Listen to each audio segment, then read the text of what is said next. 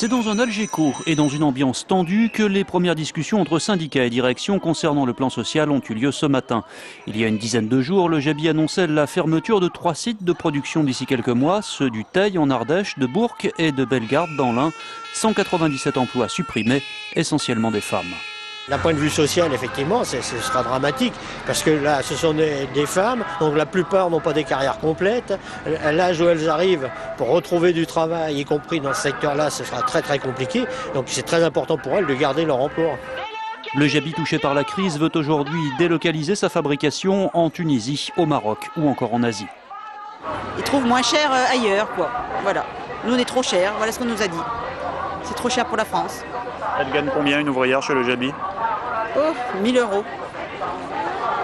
1000 euros au bout de 40 ans de boîte. Alors, vous voyez, moi j'ai 27 ans de boîte, je gagne 1000 euros. Pourtant, selon les syndicats, le savoir-faire de ces ouvrières est une valeur ajoutée pour un positionnement haut de gamme.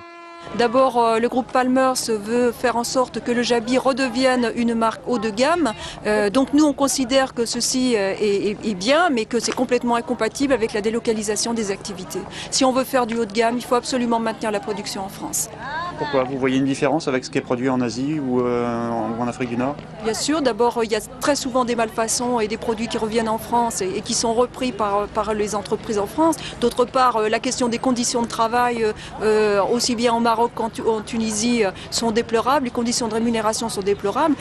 Aujourd'hui, ce sont donc des sites de production qui sont touchés. Le siège et la plateforme de stockage de Rieux ne devraient pas être impactés. C'est en tout cas l'information qui a été donnée au maire. Le président de Le Jabi France m'a appelé il y a quelques jours pour me donner cette information. Il faut toujours rester vigilant, bien évidemment, mais je n'ai pas de raison de mettre en doute ces déclarations. La direction aujourd'hui a refusé toute interview. Une nouvelle manifestation des Le Jabi est prévue mardi prochain devant la préfecture à Bourg-en-Bresse.